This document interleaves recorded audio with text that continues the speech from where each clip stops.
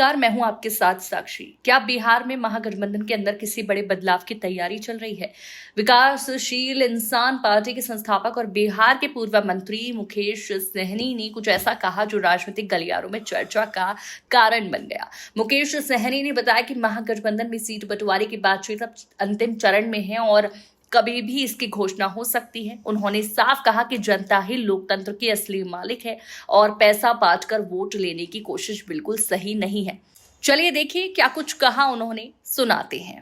क्या लगता है कब तक सीटों का मसला सुलझ जाएगा? नहीं, सब चीज सही है और सारा चीज हो चुका। आज भी शाम 6 बजे में हम लोगों का बैठक है महागठबंधन का। इंटरनल सब हम लोग पॉलिसी पे बैठ गए हैं और कुछ ही घंटा में चुनाव आयोग भी राजमाचार संहिता लागू कर देंगे और कुछ ही घंटे में हम लोग भी प्रेस कॉन्फ्रेंस कर देंगे कि राज्य में कौन दल कितने लड़ रहे हैं, क्या पॉलिसी के साथ साथ हम लोग मैदान में उतरेंगे।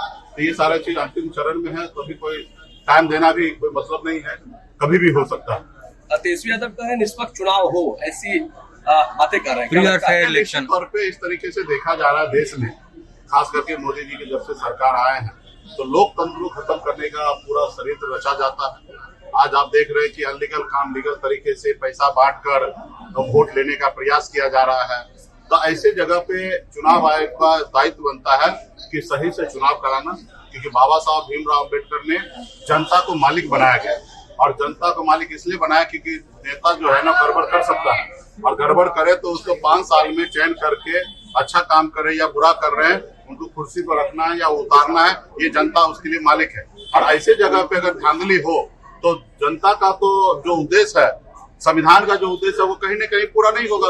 तो ऐसी जगह पे चुनाव आयोग के ऊपर जवाबदेही होता है। उनका सिर्फ यही काम है सही से चुनाव कराना, ना ही किसी के पक्ष में ना किसी के विपक्ष में ये काम कराए। लेकिन अभी तो हमको चुनाव आयोग से बहुत ज्यादा उम्मीद नजर नहीं आ रहा है, क्योंकि वो जो भी काम कर रहे हैं उसमें कहीं ना कहीं एनडीए का, मोदी जी का फेवर है। अभी ये चुनाव जो है जनता मजबूती से लड़ेगी और जनता जो है ऐसी सरकार को उखाड़ फेंकेगी जो संविधान को नहीं मानती। एक फेज में चुनाव कराने की मांग जदयू कर रही है, क्या लगता है? तो क्या है कि नीतीश जी को तो भाषण देना नहीं है। अब उनको भाषण देना होता तो हम ना 5-5 फेज में चुनाव करते हैं। यही नीतीश कुमार जी 2015 में 5 फेज में चुनाव कराए, क्योंकि उस समय स्वस्थ थे। अब उनको मालूम है मैं अस्वस्थ हूँ, अब मैं कहीं पे जाके भाषण दे ही नहीं सकता, तो एक ही चरण में कर लो भाई और जल्दी फिर से हमको दूल्हा बना दो, फिर से मुख्यमंत्री बनने का जल्दीबाजी। 20 साल हो गए, उनको कुर्सी आड़ भी लगाओ है।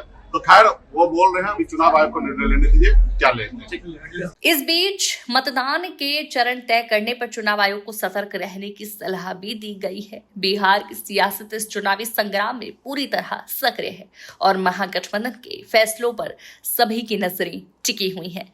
क्या कहना चाहेंगे मुकेश सहनी के इस कहने पर हमें कमेंट सेक्शन में जरूर बताइएगा और साथ ही अपनी राय जरूर दीजिएगा और चैनल को ऐसे ही खबरों के लिए सब्सक्राइब करना ना भूलिएगा।